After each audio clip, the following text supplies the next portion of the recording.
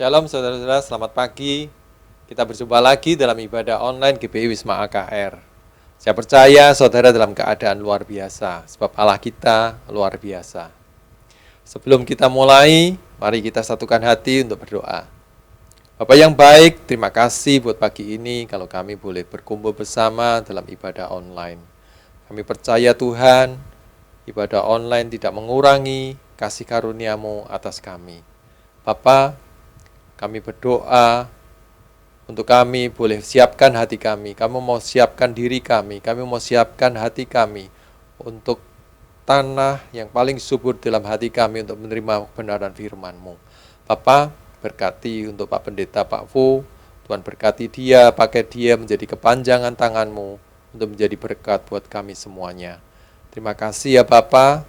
Kami siapkan diri kami siap untuk menerima berkat lewat firman-Mu. Di dalam nama Tuhan Yesus kami berdoa. Amin. Shalom, apa kabar saudara? Kita percaya kita selalu di dalam keadaan yang luar biasa. Pada VOP kali ini, kita akan membahas mengenai kekudusan seksualitas atau sexual purity. Sebagai generasi Yeremia, setiap kita wajib menjaga kekudusan, khususnya kekudusan seksualitas. Namun sebuah riset yang diterbitkan lembaga independen pada tahun 2019 menyebutkan 33% remaja sudah melakukan hubungan seks di luar nikah. Hal ini bisa diakibatkan karena kurangnya pemahaman anak-anak muda akan prinsip-prinsip seksualitas yang benar. Maka dari itu, kita sebagai anak muda harus mengerti tentang hubungan seksualitas yang benar menurut Alkitab. Kita percaya Tuhan menciptakan hubungan seksual itu sakral dan kudus di hadapan Tuhan. Sehingga hubungan seksual hanya boleh dinikmati di dalam komitmen pernikahan. Hal ini dikarenakan hubungan seksual adalah anugerah Allah yang indah untuk dinikmati oleh sepasang suami dan istri yang sah dan sudah diberkati di dalam komitmen pernikahan. Firman Allah juga menekankan bahwa hubungan seksual bukanlah berasal dan akibat dari dosa, melainkan hubungan seksual diberikan di dalam pernikahan untuk menghindari percabulan. Prinsip yang lain adalah hubungan seksual harus dipersembahkan untuk kemuliaan Allah. Kita harus mengerti bahwa hubungan seksual bukanlah sekedar kepuasan fisik semata, namun hubungan seksual memberikan pengertian hubungan yang mendalam antara suami dan istri. Karena hubungan suami dan istri adalah gambaran hubungan Kristus dengan jemaatnya. Setelah mengerti prinsip kekudusan seksualitas yang benar, selanjutnya penting bagi kita anak-anak muda untuk memulai dan menjalani hubungan pranikah atau berpacaran secara bertanggung jawab di hadapan Tuhan. Ada beberapa perbedaan yang paling mendasar dari hubungan pranikah atau pacaran secara duniawi dan hubungan yang bertanggung jawab di hadapan Tuhan. Perbedaan pertama adalah pacaran duniawi hanya bertujuan mencari pengalaman dan kenikmatan dalam percintaan saja. Namun pacaran yang bertanggung jawab kepada Tuhan melihat hubungan pacaran sebagai persiapan untuk menuju ke arah pernikahan. Perbedaan kedua adalah pacaran menurut dunia hanya mengutamakan keintiman dan kepuasan fisik. Tetapi pacaran yang benar harus mengutamakan keintiman rohani dan emosi.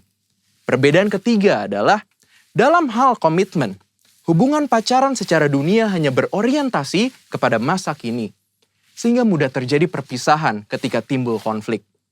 Namun hubungan pranikah yang bertanggung jawab kepada Tuhan harus berorientasi kepada masa depan. Perbedaan-perbedaan ini adalah dasar untuk kita membatasi segala bentuk keintiman jasmani dengan kesadaran bahwa hubungan pacaran atau pranikah belumlah mengikat. Mengapa penting untuk setiap kita menjaga kekudusan, khususnya kekudusan seksualitas? Firman Tuhan di dalam 1 Korintus 6 ayat 19 dan 20 berkata, "Atau tidak tahukah kamu bahwa tubuhmu adalah bait Roh Kudus yang diam di dalam kamu. Roh Kudus yang kamu peroleh dari Allah, dan bahwa kamu bukan milik kamu sendiri, sebab kamu telah dibeli dan harganya telah lunas dibayar. Karena itu, muliakanlah Allah dengan tubuhmu." Kita harus mengerti bahwa tubuh kita adalah bait Roh Kudus, dan Tuhan sudah menebus setiap kita, sehingga sudah seharusnya kita memuliakan Allah dengan tubuh kita. Dan salah satu caranya adalah menjaga kekudusan, khususnya kekudusan seksualitas. Menjaga kekudusan juga adalah bentuk ketaatan kita kepada Allah. Selain itu juga, saat kita hidup kudus, Tuhan secara khusus bisa pakai kita untuk maksudnya yang mulia. Sebagaimana ditulis di dalam 2 Timotius 2 ayat 21 dan 22. Jika seorang menyucikan dirinya dari hal-hal yang jahat, ia akan menjadi perabot rumah untuk maksud yang mulia. Ia dikuduskan, dipandang layak untuk dipakai tuannya, dan disediakan untuk setiap pekerjaan yang mulia. Sebab itu, jauhilah nafsu orang muda, kejarlah keadilan, kesetiaan, kasih, dan damai bersama-sama dengan mereka yang berseru kepada Tuhan dengan hati yang murni. Sebagai generasi Yeremia, kita percaya Tuhan akan pakai kita dan percayakan kita hal-hal yang besar. Namun sebelum itu, penting untuk setiap kita menjaga hidup kita kudus di hadapan Allah dengan cara menjaga hubungan pranikah atau pacaran yang kudus dan bertanggung jawab di hadapan Allah. Namun, jika kita telah jatuh di dalam dosa seksualitas, Tuhan kita adalah Tuhan pengampun dan adil. Saat kita mau datang kepada Tuhan, mengakui setiap dosa-dosa kita dan bertobat, maka pengampunan Tuhan akan mengalir dan hidup kita akan dipulihkan. Selain itu juga, kita harus menjauhi pergaulan yang buruk dan mencari komunitas-komunitas orang percaya, serta kakak-kakak rohani yang dapat membimbing kita di dalam pertobatan. Karena itu, yuk setiap anak-anak muda, bagi kamu yang sedang berpacaran atau masih single, mari kita persembahkan seluruh tubuh kita untuk kemuliaan Tuhan, agar Dia bisa pakai setiap kita lebih maksimal dalam era Pentakosta ketiga ini. Saudara, untuk penjelasan lebih lengkapnya dari tim teologi kami, jangan lupa buka link yang di atas atau scan barcode yang tersedia. Selamat hari Minggu, Tuhan Yesus memberkati. Mari jemaat Tuhan, kita deklarasikan Pentakosta ketiga. Pentakosta ketiga adalah pencurahan Roh Kudus yang dahsyat di zaman now, melebihi yang terjadi di Azusa Street. Pentakosta ketiga akan mengakibatkan penuaian jiwa yang terbesar dan yang terakhir sebelum Tuhan Yesus datang kembali. Pentakosta ketiga akan membangkitkan generasi Yeremia, yaitu anak-anak muda yang dipenuhi Roh Kudus, cinta mati-matian kepada Tuhan Yesus, tidak kompromi terhadap dosa, dan akan bergerak untuk memenangkan jiwa. Pentakosta ketiga lahir di Indonesia dan bergerak ke bangsa-bangsa. Gerakan ini dari timur ke barat dan akan kembali ke Yerusalem.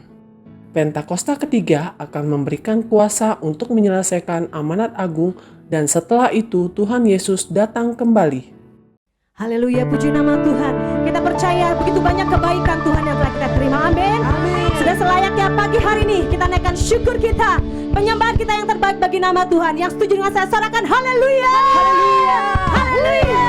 Biar pagi hari ini kita bersuka cita di hadapan Tuhan, karena kebaikannya yang begitu besar yang kita boleh terima. Amin. Haleluya. Mari saya undang kita bangkit berdiri. Kita bertepuk tangan bersama-sama. Terima kasih Tuhan. Mari sama-sama kita katakan, ku kan bersuka karena kebaikan-Mu. Dalam hadirat Tuhan ku akan bersuka, ku kan bernyanyi puji kebesaran-Mu. Dan hatiku bersuka karena Tuhan. Ku kan bersuka, karena kebaikan-Mu. Dalam hadirat Tuhan ku akan bersuka, ku kan bernyanyi puji kebesaran-Mu. Dan hatiku bersuka karena Tuhan. Rahmatnya baru bagiku setiap hari, anugerahnya limpah bagiku. Oh, oh. Dia ganti duka dengan sukacita, dan kain kabungku digantikan tarian. Haleluya. Dan hatiku bersuka, bersuka cita di hadapan Tuhan. Terima kasih Bapa. Haleluya.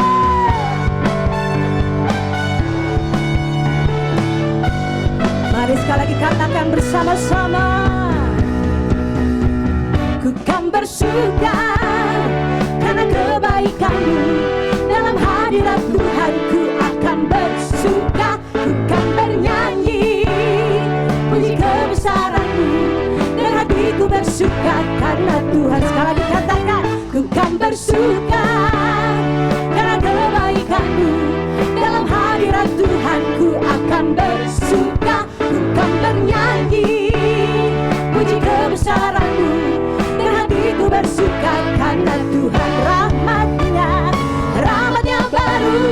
bagiku setiap hari. Anugerahnya limpah bagiku, oh oh. Dia akan tidurkan dengan sukacita, dan kain kabuku digantikan tarian haleluya. Dan hatiku bersuka rahmatnya, rahmatnya baru bagiku setiap hari. Anugerahnya limpah bagiku, oh oh.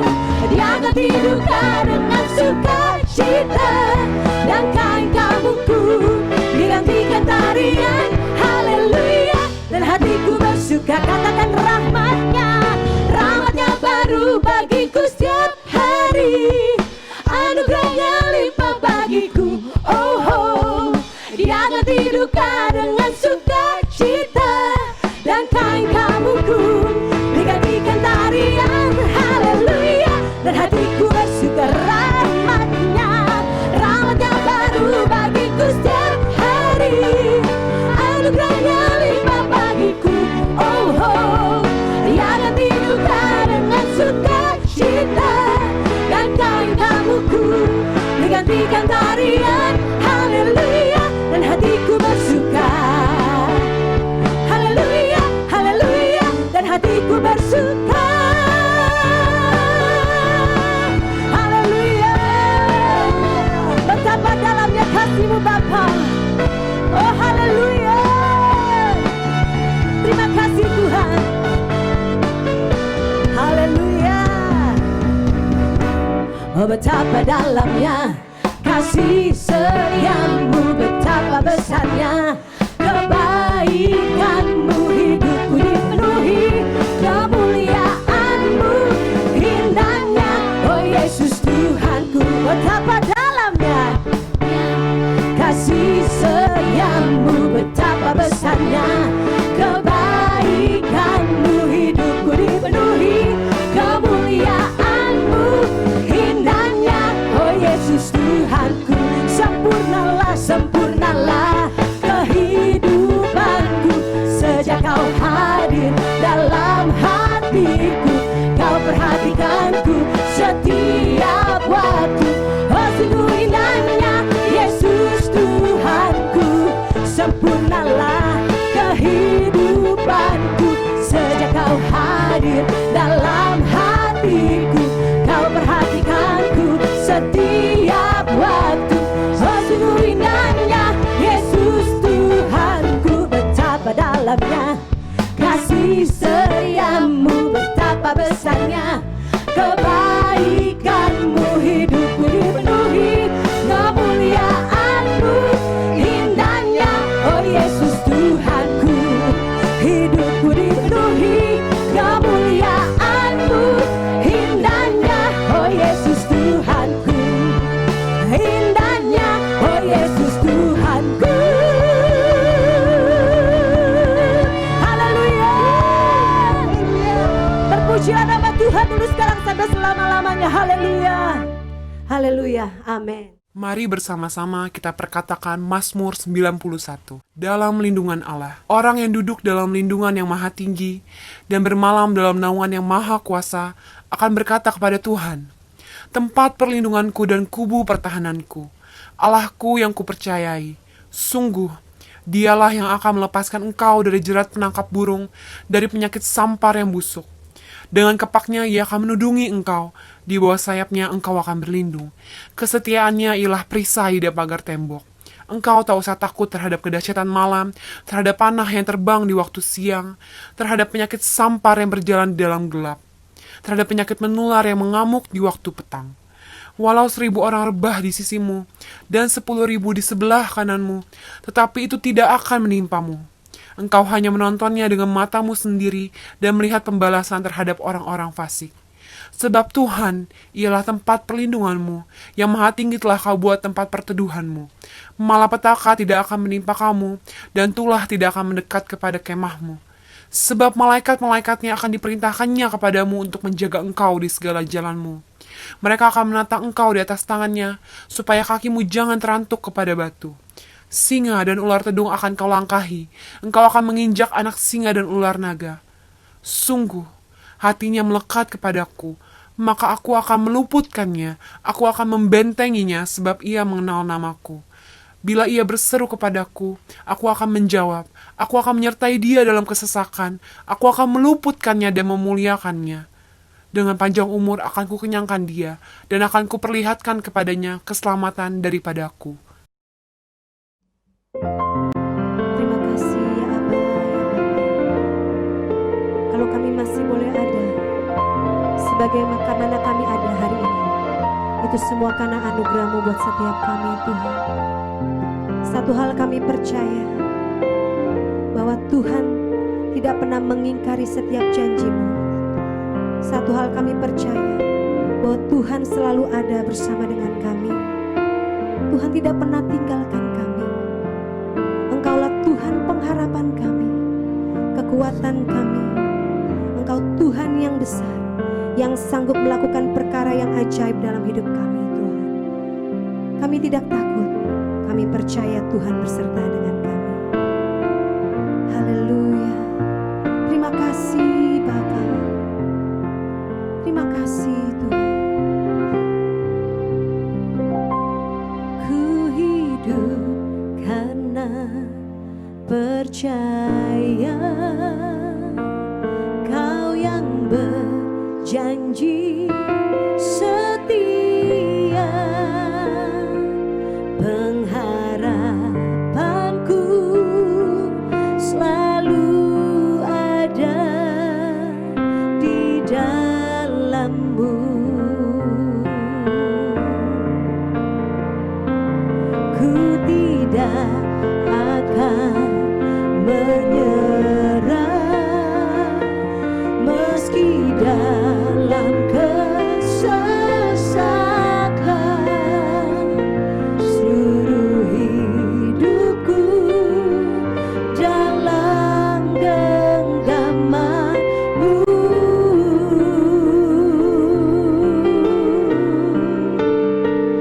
Aku punya Tuhan yang besar, yang telah berjanji dan sanggup menggenapi. Imanku bersepakat percaya kuasa-Nya. Ku terima sekarang kemenangan dari-Mu. Kami terima setiap kemenangan yang dari Engkau ya Tuhan. Haleluya, terima kasih Aba. Terima kasih Tuhan. Ku hidup karena percaya Kau yang berjanji setia. Pengharapanku selalu ada di dalam-Mu. Kami tidak akan menyerah ya Tuhan. Ku tidak akan menyerah meski dalam kesesakan.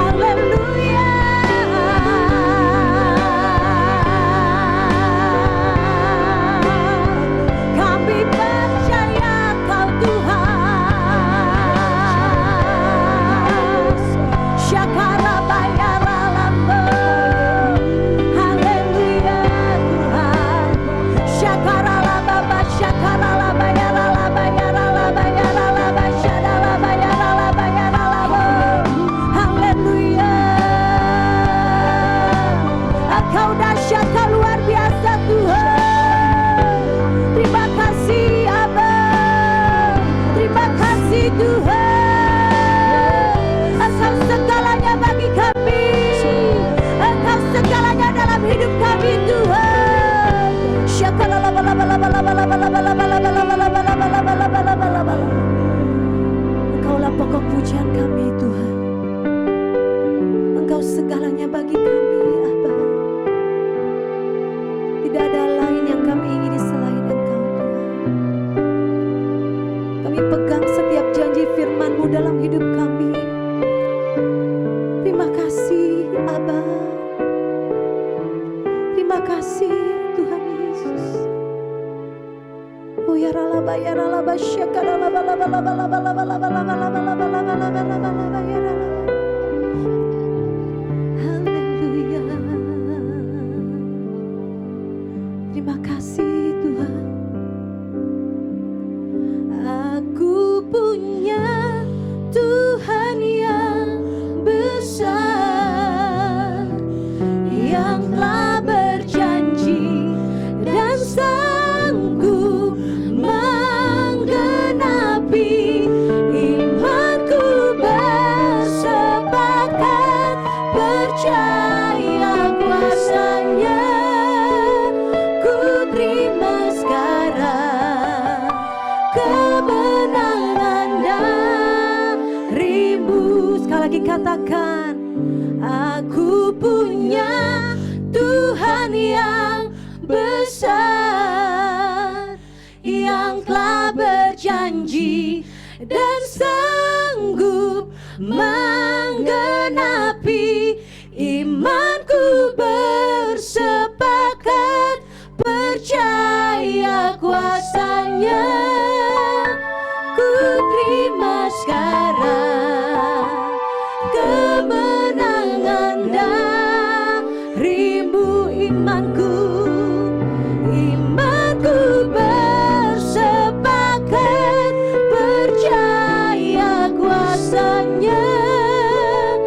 Ku terima sekarang kemenangan darimu. Imanku bersepakat percaya kuasanya. Ku terima sekarang kemenangan darimu.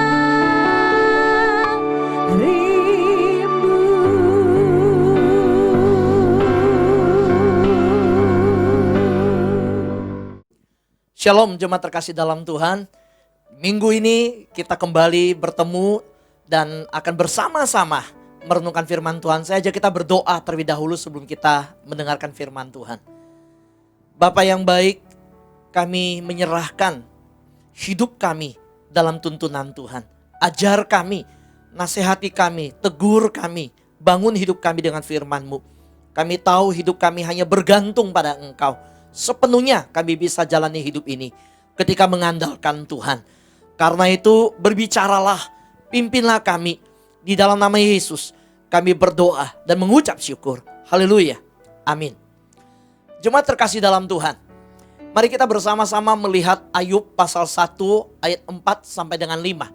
Saya menyiapkannya di layar yang saudara bisa ikuti ketika saya membacakannya.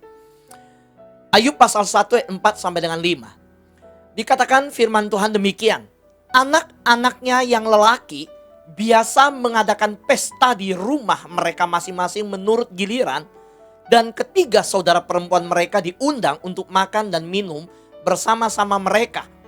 Setiap kali apabila hari-hari pesta telah berlalu, Ayub memanggil mereka dan menguduskan mereka.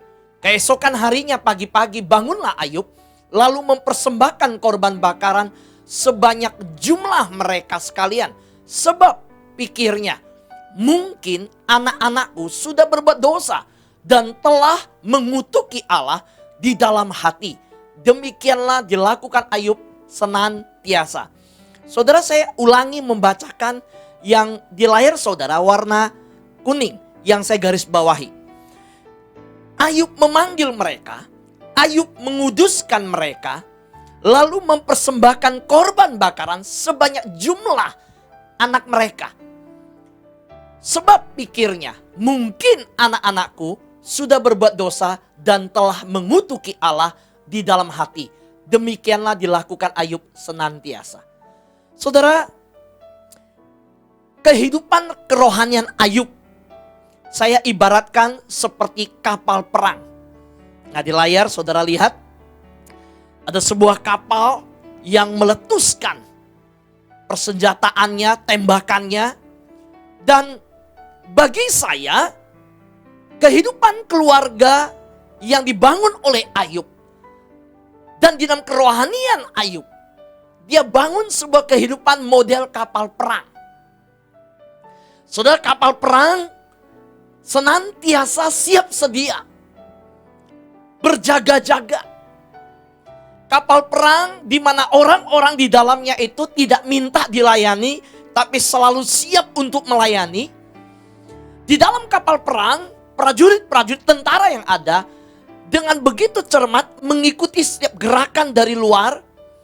Dan bagi mereka, mereka harus selalu siaga dalam keadaan apapun dan siap sedia ketika sesuatu yang mendadak terjadi. Saudara, ketika kita membaca Ayub pasal 1 ayat 5 tadi terutama, di mana Ayub ketika dia memanggil anak-anaknya, menguduskan mereka setiap pagi kalau malamnya selesai pesta. Saudara, bayangkan anak Ayub yang laki-laki ada 7. Saya pernah layanin satu anak muda dan suatu ketika dia berkata punya keluarga besar capek. Lalu saya bilang kenapa? Papa saya, dia bilang, itu 9 bersaudara. 7 anak laki, 3 anak perempuan. Dan dari 10 bersaudara papa saya, kan masing-masing punya istri. Punya pasangan suami. Nah, dari 10 itu ada 10 ulang tahun. Dari ulang tahun mereka, lalu ulang tahun pasangan. Dan itu selalu dirayakan. Setahun ada 20 ulang tahun. Dan tidak berhenti ulang tahun lahir. Ulang tahun pernikahan. Kita nggak hadir nggak enak. Berarti tambah 10 lagi, 30 acara di 1 tahun. Belum selesai mereka, masing-masing ada yang punya 2 anak, ada yang punya 1 anak. Kalau dikali total 10 keluarga, masing-masing 2 anak aja. Itu udah 2 kali ulang tahun. Berarti saudara kalikan aja. 20 anak, 20 ulang tahun. Tadi 30 ulang tahun ditambah 20, 50 ulang tahun saudara. Belum lagi acara lain. Wah, dia bilang capek. Selalu waktu saya membaca kisah Ayub ini, bayangkan anak-anaknya bergiliran dalam keadaan sukacita. Kita tahu Ayub keluarga yang paling kaya, Ayub keluarga yang paling diberkati pada masanya dan di saat itu. Dan anak-anaknya mengadakan pesta. Wah, itu bisa bergiliran. Dan Alkitab tulis anak-anaknya lelaki biasa mengadakan pesta di rumah mereka masing-masing menurut giliran. Nah, Ayub sebagai seorang ayah yang saleh, Alkitab mengatakan di ayat yang awal bahwa dia orang yang saleh, dia orang yang sungguh-sungguh hidup bergaul dengan Tuhan. Ayub begitu berjaga-jaga terhadap jiwa anak-anaknya, kehidupan anak-anaknya di hadapan Tuhan. Apa yang dilakukan? Pagi-pagi dia panggil mereka, dia minta mereka bangun, dia kumpulkan, dia bangun mesbah. Saudara, dia berdoa minta pengampunan untuk anak-anaknya. Saudara, dalam pikiran Ayub mungkin anak-anakku sudah berbuat dosa dan telah mengutuki Allah di dalam hati. Nah, saudara, Ayub adalah seorang ayah yang sedemikian salehnya mengajarkan kehidupan yang begitu siap dan berjaga-jaga untuk kehidupan keluarganya. Nah, zaman ini, di masa ini, kita semua tahu bahwa kita diajarkan bahwa kita hidup menanti kedatangan Tuhan. Saudara, hari-hari ini kita semua tidak tahu apa yang terjadi ke depan. Seorang presiden hari ini, besok bisa dia bukan presiden lagi. Keadaan yang hari ini begitu luar biasa di atas, besok bisa di bawah. Saudara, semua begitu cepat berubah. Karena itu, bagi kita semua belajar bagaimana prinsip dari kehidupan rohani Ayub berjaga-jaga. Kapal perang. Beda dengan keluarga Imam Eli. Saya bacakan perbedaannya dengan keluarga Imam Eli. 1 Samuel pasal 2 ayat 29-30. Tuhan berbicara, menegur Eli. Kita tahu Samuel yang kecil mendapat penglihatan. Firman Tuhan berkata, mengapa engkau memandang dengan lobah, dengan rakus, dengan serakah kepada korban sembelihanku dan korban sajianku yang telah kuperintahkan? Dan mengapa engkau menghormati anak-anakmu lebih daripadaku? Kita tahu Samuel punya anak Hofni dan Pinehas. Imam Eli ya, Hofni dan Pinehas. Saudara, dikatakan di sini sambil kamu menggemukkan dirimu dengan bagian yang terbaik dari setiap korban sajian umatku Israel. Sebab itu demikian firman Tuhan. Sebab siapa yang menghormati aku akan kuhormati. Tetapi siapa yang menghina aku akan dipandang rendah. So Imam Eli dalam jabatan yang Tuhan berikan kepada dia, pelayanan yang Tuhan berikan kepada dia, anak-anaknya meneruskan jabatan tersebut. Bahkan sebagai imam yang melayani, anak-anaknya mengambil bagian daripada Tuhan. Mereka berdosa dalam rumah Tuhan. Mereka berbuat hal-hal yang begitu melukai hati Tuhan. Nah, apa yang terjadi? Saudara, kehidupan keluarga Imam Eli, saya ibaratkan gambar yang saudara lihat di layar. Ini adalah kapal pesiar. Saudara, kehidupan rohani Imam Eli dan keluarganya, saya katakan seperti kapal pesiar. Kalau Ayub seperti kapal perang, siap berjaga-jaga. Bahkan Ayub berpikir jangan-jangan anakku di hatinya mengutuki Tuhan. Tapi Imam Eli lihat anaknya ambil makanan yang dipersembahkan yang harusnya bagian Tuhan. Mengambil keuntungan dari rumah Allah. Mengambil segala sesuatu. Tapi ayahnya Eli nggak menegur. So kapal pesiar itu semua orang minta dilayani. Semua dalam kondisi yang tidak mau untuk melakukan lebih, yang maunya diservis. Kapal pesiar itu, saudara, semua menikmati, tidak ada yang namanya memikirkan sesuatu yang buruk. Semua yang dipikir ada besok acaranya apa kalau bangun. Kapal pesiar ada kolam renang, bahkan ada yang punya lapangan tenis. Wah saudara, semua di kapal pesiar fasilitas luar biasa, memanjakan diri. Beda dengan kapal perang. Nah, ini berbicara apa? Saudara, ini berbicara bahwa hari-hari ini, kalau kita lihat keadaan sekarang, kita bukanlah sedang di kapal pesiar, saudara. Kita sedang di kapal perang. Maka hari ini, minggu ini kita belajar dari sikap dan cara hidup Ayub. So Ayub mengajarkan kerohanian yang siap sedia menanti kedatangan Tuhan. Ayub mengajarkan kerohanian yang selalu siaga. Tetapi kita lihat kehidupan Imam Eli sebagai seorang imam. Saudara, justru anak-anaknya terlena dan justru maunya dilayani. Menikmati semua fasilitas yang ada. Hari-hari ini kita dalam keadaan yang tidak mudah. Sampai saat ini pun dunia dalam pergumulan yang berat. Soalnya saya nggak tahu bagaimana kita masing-masing memandang kehidupan kita. Tetapi yang jelas setiap kita harus tahu bahwa kedatangan Tuhan semakin dekat. Kita harus beritakan aman agung, baik tidak baik waktunya. Kita harus senantiasa berjaga-jaga di dalam doa. Nah kalau kita lihat kehidupan Ayub yang sedemikian mendoakan anaknya. Saya mau mengatakan bahwa Ayub membangun sebuah api doa. Ada sebuah kegerakan dalam kehidupan Ayub. Yang tidak menanti yang lain, tapi dia menaruh api itu dalam kehidupan anak-anaknya. Anak-anaknya melihat bagaimana papanya. Anak-anaknya melihat bagaimana Ayub orang tuanya yang memanggil mereka, menguduskan mereka. Mereka mengalami sebuah pengalaman rohani. Bagaimana papanya menyembah Tuhan, berdoa minta pengampunan, mempersembahkan korban di mezbah untuk mereka, sejumlah mereka. Ini pengalaman rohani yang diimpartasikan Ayub kepada anak-anaknya. Hari-hari ini, di masa-masa seperti ini, saya berdoa bahwa kita semua memiliki api doa. Kita berkata kehendak Tuhan terjadi di bumi seperti di surga.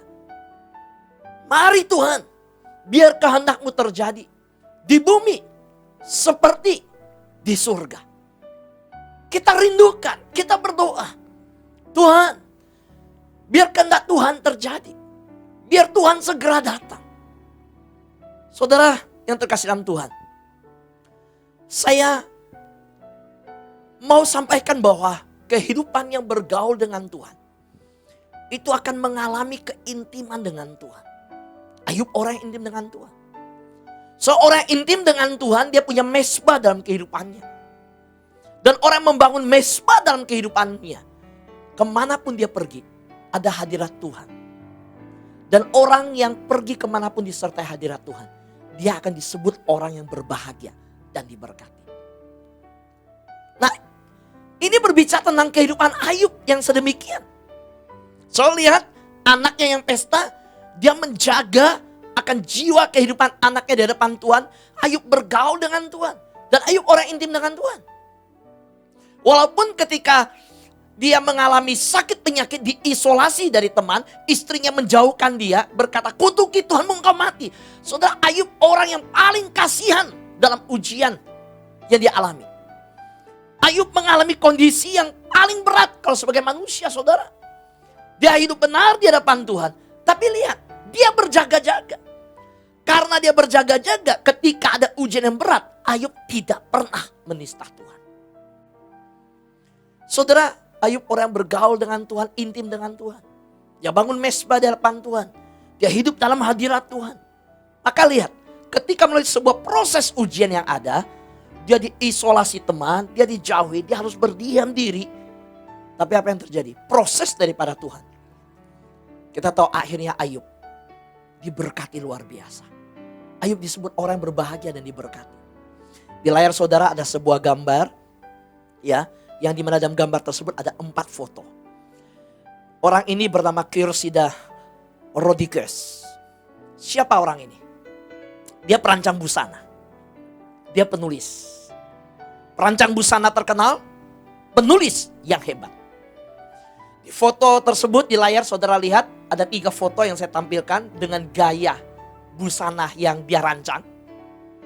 Sebagai selebriti, penampilannya menjadi sorotan dan dia punya banyak sekali koleksi foto yang menggambarkan betapa luar biasanya dia.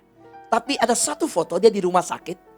Saudara lihat kepalanya botak. Nah, saudara, di akhir hidupnya, Kirsida menuliskan sesuatu yang dia posting di media sosialnya. Mengejutkan banyak orang. Tetapi membuat orang berpikir. Apa yang dia katakan? Kirsida berkata, saya memiliki mobil merek termahal di dunia, di galaksi saya. Tetapi sekarang saya berpergian dengan kursi roda. Soalnya dia kena kanker.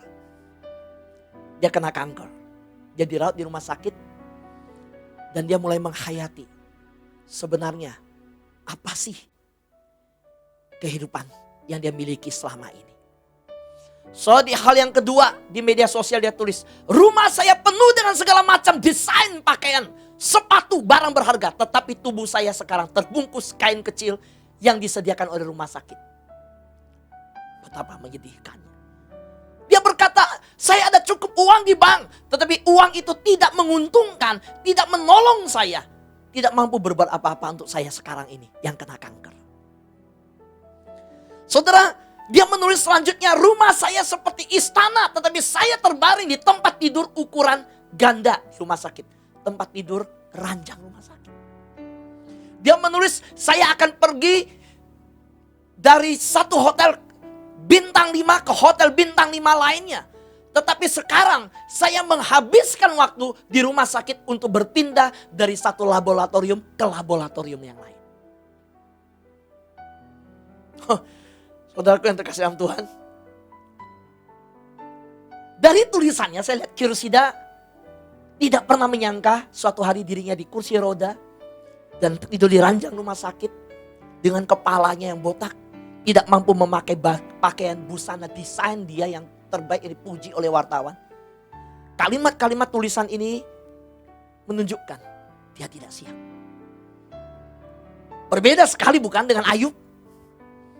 Ayub seorang yang saleh, yang berjaga-jaga, yang bersiap-siap. Kehidupan rohaninya seperti kapal perang. Maka coba lihat ketika ada ujian, ada tantangan datang, begitu berat. Ayub keluar sebagai pemenang. Selanjutnya Kirsida berkata begini, saya memberikan tanda tangan kepada ratusan orang. Hari ini catatan dokter adalah tanda tangan saya. Jadi kalau ketemu orang wartawan kerumun, terima tanda tangan kasih orang. Sekarang dia tunggu tulisan resep dokter. Dalam penyakit kanker yang dia alami, Kirsida menuliskan, saya memiliki 7 ahli kecantikan untuk mendandani rambut saya, mendekorasi rambut saya. Hari ini saya bahkan tidak memiliki rambut di kepala saya. Saudara di rumah jangan senyum-senyum lihat kepala saya. Sama. Saudara yang terkasih dalam Tuhan, dia tulis begini di media sosialnya. Dia posting fotonya yang sedang duduk di rumah sakit. Dia tulis, dengan jet pribadi saya bisa terbang kemanapun saya mau. Tetapi sekarang saya harus meminta bantuan 2 orang untuk pergi ke beranda rumah sakit. Untuk ke rumah sakit lobi dia butuh 2 orang dorong. Sebelumnya dia naik turun jet pribadi. Dia menulis selanjutnya, meskipun ada banyak makanan, diet saya adalah 2 pil sehari dan beberapa tetes air garam di malam hari. Rumah ini, mobil ini, jet ini, perabot ini, begitu banyak rekening bank, begitu banyak gengsi dan ketenaran. Tidak ada yang berguna bagi saya. Tidak satupun dari ini membuat saya lega. Saudaraku yang terkasih dalam Tuhan, apa yang dialami Kirsida? Hari ini saya mau sampaikan bahwa kekristenan hari-hari ini sedang dimurnikan. Gereja Tuhan sedang dimurnikan. Kita sedang dimurnikan. Saudara, Keluaran pasal 30 ayat 35 berkata demikian. Semuanya ini haruslah kau buat menjadi ukupan, suatu campuran rempah-rempah, seperti buatan seorang tukang campur rempah-rempah, digarami, murni, kudus. Ini bicara tentang ukupan yang harus diolah sedemikian, disiapkan di dalam rumah Tuhan. Nah, ada yang menarik dari Keluaran pasal 30 ayat 35. Di dalam terjemahan bahasa Inggris King James Version dikatakan bahwa and you shall make it a perfume, dan dipakai kalimat a confection of the apothecary. Saudara, ada satu kata yang unik di situ, tempered. Saudara, di dalam bahasa Indonesia tidak muncul kata ini. Tapi dalam King James Version muncul kata tempered ini. Saudara, kata ini artinya yaitu diracik atau ditempa. So menarik bahwa istilah yang dipakai di dalam Keluaran pasal 30 ayat 35 oleh King James Version, istilah yang dipakai adalah bidang apoteker atau perbengkelan. Nah, saya mau sampaikan bahwa hidup kekristenan hari-hari ini gereja Tuhan sedang dimurnikan. Sesuatu yang diracik atau ditempa, dimurnikan, dimurnikan.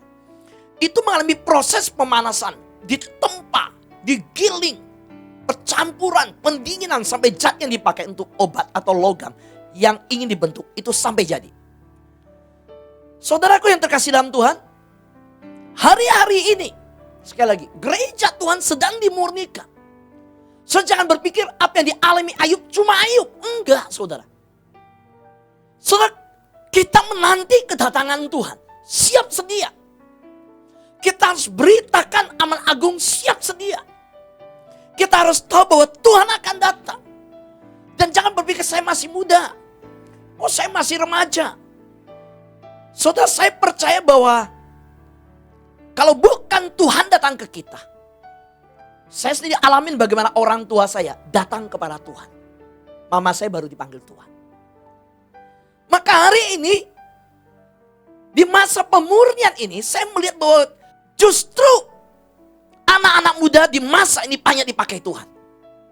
So di masa yang sekarang ini, ibadah online gereja, pelayanan-pelayanan yang dilakukan digital, dikuasai anak muda semua. Dan ini membuktikan bahwa benar Tuhan sedang memakai anak-anak muda, membanjiri akan pelayanan pada menuai jiwa-jiwa. Anak-anak muda akan melayani dengan cara yang tidak biasa. Dan sekarang tidak biasa, saudara. Mereka bisa melayani dengan cara-cara yang tidak pada umumnya. Tidak seperti dulu. Sekarang anak-anak muda begitu kreatif dalam pelayanan. Saya percaya anak-anak muda gereja kita juga sedang bangkit dengan api yang sedemikian. Tapi ingat, bahwa anak-anak muda juga dimurnikan. Ini masa pemurnian. Gereja dimurnikan, anak-anak muda dimurnikan. Saudara, di dalam firman Tuhan tadi, Keluaran pasal 30 ayat 35, King James Version, mengungkapkan bahwa ukupan yang dibuat itu untuk rumah Allah, itu dibakar, ditempa, digiling, diubah, direndam, diproses demikian.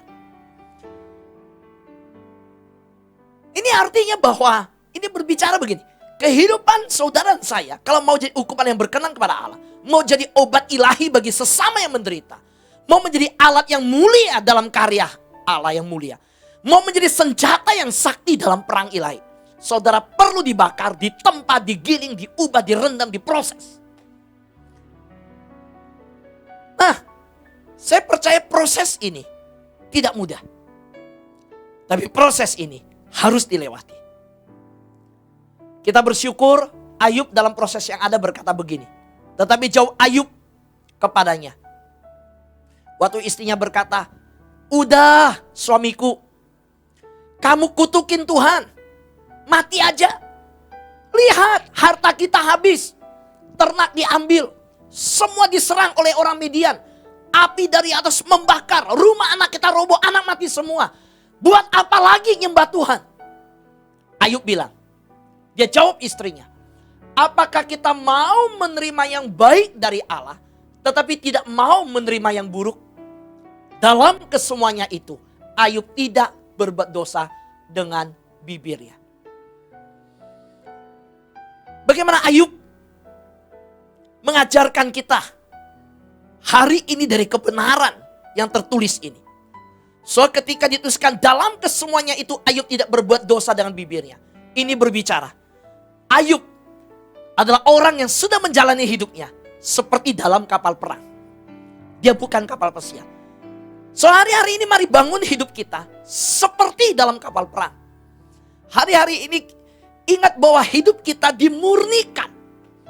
Para anak-anak muda siap untuk diracik, ditempah, digiling, dibakar, diubahkan, direndam. Saudara, ukupan yang dipakai untuk rumah Allah itu diproses demikian. Saudara dipakai dan siap dipakai ketika siap dimurnikan. Hari-hari ini gereja dimurnikan. Hidup saudara dan saya dimurnikan. Siapakah yang siap menghadapi pemurnian ini? Orang yang kerohaniannya bersiap-siap, siap siaga seperti kapal perang. Itu yang dibicarakan oleh Ayub dalam kehidupannya. Mari kita bersama-sama menyerahkan seluruh pergumulan kita ke dalam tangan Tuhan. Kita tahu bahwa yang kita jalani hari ini ada maksud Tuhan. Pegang api doa itu. Jaga api doa itu. Berdoa, Tuhan, datanglah segera. Jalankan amanat agung Tuhan. Dan siap selalu dipakai oleh Tuhan. Dimurnikan oleh Tuhan. Mari kita berdoa. Bapa dalam surga, terima kasih untuk kasih karunia dan anugerah-Mu yang menolong kami dalam masa kesesakan, yang menguatkan kami dalam kelemahan. Tuhan, Kau mengajarkan kami kebenaran bahwa Ayub ada sebuah bentuk kehidupan yang diajarkan lewat kebenaran hidup. Dia berjaga-jaga. Dia siap siaga. Tuhan, kami percaya bahwa masa-masa ini gereja Tuhan sedang dimurnikan. Anak-anak Tuhan sedang dimurnikan. Mari Engkau berkati sehingga setiap yang mendengarkan firman Tuhan hari ini, kalau mengalami proses pemurnian, kami boleh keluar sebagai pemenang dan tidak berdosa terhadap Tuhan. Terima kasih. Kami bersyukur untuk pimpinan Tuhan hari ini. Dalam nama Yesus kami berdoa. Amin. Jemaat terkasih dalam Tuhan, minggu ini kita akan bersama-sama masuk dalam perjamuan kudus.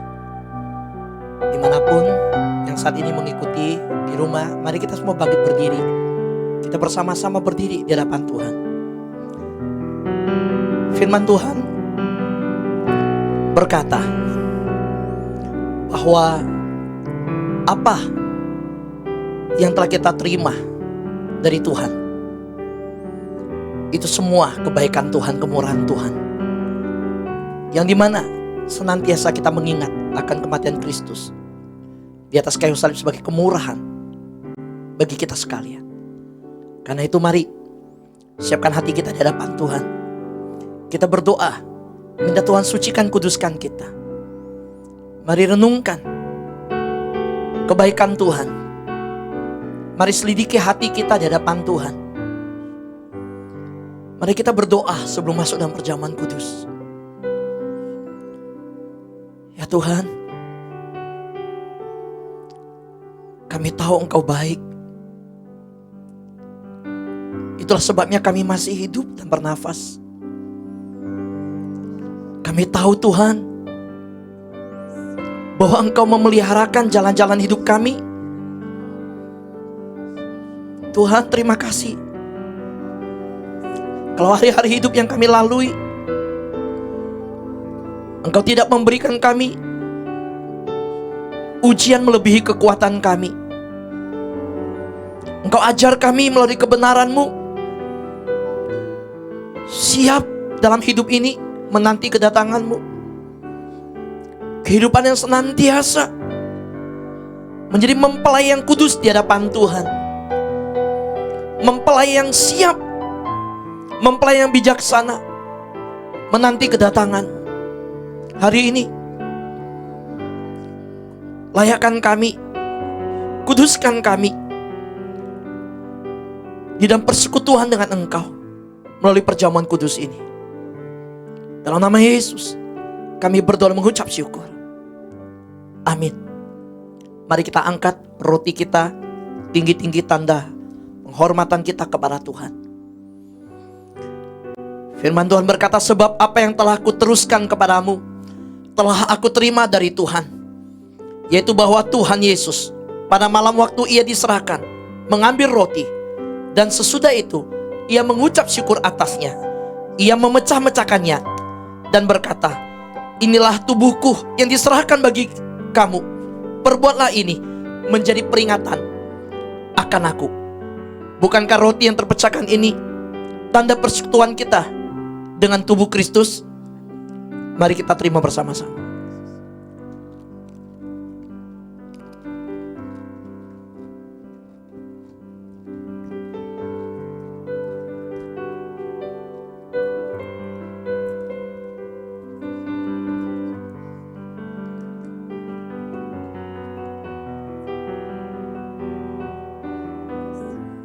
Demikian juga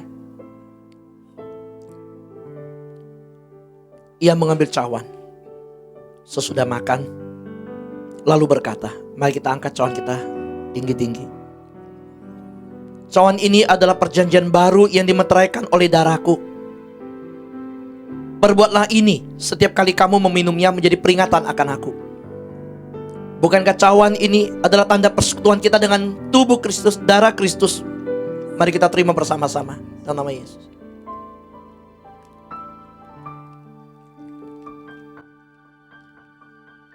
Mari kita naikkan syukur kepada Tuhan.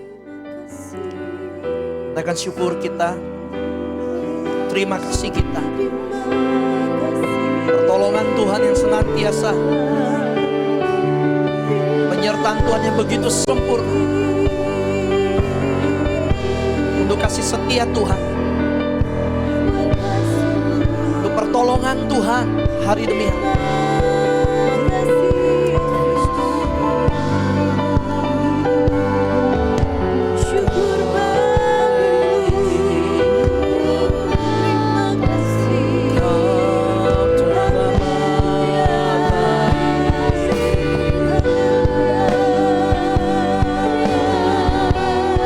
Yesus, terima kasih Tuhan.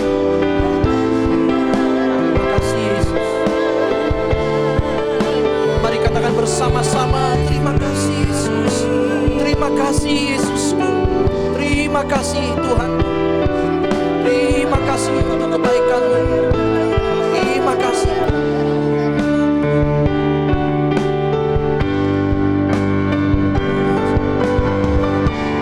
Terima kasih Yesusku. Terima kasih Yesusku. Puji syukur hanya bagi Tuhanku. Terima kasih Yesusku. Terima kasih Yesusku. Puji syukur hanya bagi Tuhanku. Terima kasih Yesusku. Terima kasih Yesusku. Puji syukur hanya bagi Tuhanku. Terima kasih Yesusku. Terima kasih Yesusku. Puji syukur hanya bagi Tuhanku. Puji syukur. Puji syukur hanya bagi Tuhanku. Puji syukur. Puji syukur hanya bagi Tuhanku. Berikan tepuk tangan meriah bagi Tuhan. Mari jemaat Tuhan, kita serukan visi Rayon 1H, menjadi keluarga kerajaan Allah yang memenangkan jiwa-jiwa dan berdampak bagi dunia. Nilai GBI Rayon 1H, ikrar. 1. Integritas. 2. Keintiman. 3. Rendah hati. 4. Antusias dan inovatif. 5. Rela berkorban. Terima kasih buat hambanya Pak Fu, boleh menjadi berkat buat kami. Sebentar lagi kita akan akhiri ibadah kita, mari kita satukan hati. Bapa yang baik, kami bersyukur atas firman-Mu yang boleh menegur kami, boleh mengajar kami ya Bapa. Bapa, kami berterima kasih kalau Kau utus Pak Fu boleh menjadi berkat buat kami. Kiranya kasih karunia-Mu berlimpah atasnya. Tutup bungkus dengan kuasa darah-Mu, Kau berkati dia, pakai dia menjadi berkat buat banyak orang Tuhan. Pakai dia lebih lagi ya Tuhan. Berkati pelayanannya ya Tuhan. Berkati terutama dalam keluarganya. Jadikan dia menjadi imam dan raja dalam keluarga Tuhan. Boleh menjadi berkat buat keluarganya. Berkati istri dan anak-anaknya ya Bapa. Tutup bungkus dengan kuasa darah-Mu. Kau jaga lindungi. Kau ikat mereka dengan tali kasih-Mu Tuhan. Sehingga keluarga ini boleh menjadi berkat dimanapun mereka berada. Sehingga nama-Mu dipermuliakan ya Bapa. Jaga lindungi dengan kesehatan, Tuhan yang tolong, Tuhan yang berkati. Terima kasih ya Bapa. Kami juga mau bawa dalam doa kami untuk para pemimpin kami, untuk Pak Niko beserta keempat wakilnya. Terima kasih Bapa atas mereka, atas pemimpin-pemimpin kami yang Kau taruh di atas kami, yang boleh menuntun setiap langkah kami. Biarlah Kau taruhkan isi hati-Mu lebih lagi Tuhan, untuk mereka Tuhan, untuk boleh tangkap visi yang daripada-Mu. Tuhan, biarlah Tuhan yang proteksi, kuasa darah Yesus boleh membungkus atas mereka Tuhan. Tutup bungkus dengan kuasa darah-Mu ya Bapa. Kau berkati kesehatannya, Kau pakai dia lebih hebat lagi ya Tuhan. Menjadi berkat buat banyak orang ya Bapa. Berkati istri, anak, mantu, cucu, keluarga besarnya Tuhan berkati juga. Terima kasih ya Bapa. Kami juga bawa untuk Pak Budiano Toto menjadi gembala kami dan juga karayon kami ya Tuhan. Terima kasih atas beliau. Tuhan berkati juga Tuhan berkati, pakai dia boleh menjadi berkat buat banyak orang ya Tuhan. Berkati juga dalam pekerjaannya ya Tuhan. Tuhan terima kasih kalau beliau boleh menjadi gembala kami yang menuntun kami Tuhan. Berkati dia, berkati juga untuk Cialian istrinya, tutup bungkus dengan kuasa darah-Mu. Berkati anak-anaknya, mantunya, cucunya ya Tuhan. Tuhan terima kasih kalau Kau jadikan mereka boleh menjadi berkat buat kami, yang menuntun kami. Terima kasih ya Bapa. Kami bersyukur juga buat Pak Michael yang boleh menjadi wakil gembala di tempat ini Tuhan. Tuhan juga pakai dia menjadi berkat. Dimanapun mereka berada, Tuhan berkati istrinya, berkati anak-anaknya ya Bapa. Terima kasih ya Allahku. Kami juga mengucap syukur Tuhan kalau kami ada di bangsa kami Indonesia ini. Kami mau ucapkan shalom buat bangsa kami ini. Ada damai sejahtera, ada keamanan, ada ketertiban. Shalom buat bangsaku, buat bangsa Indonesia ya Tuhan. Terima kasih Tuhan buat para pemimpin kami, untuk Pak Presiden beserta wakilnya, beserta seluruh jajaran kabinet dari pusat sampai daerah ya Tuhan. Bapa, biarlah roh takut akan Engkau ada dalam setiap hati mereka ya Tuhan. Sehingga mereka boleh melakukan tugas-tugas mereka dengan baik ya Tuhan. Bapa, kalau hari-hari ini banyak sekali pergolakan ya Tuhan. Engkau tahu Tuhan, isi hati dari Pak Presiden beserta seluruh jajarannya ya Tuhan.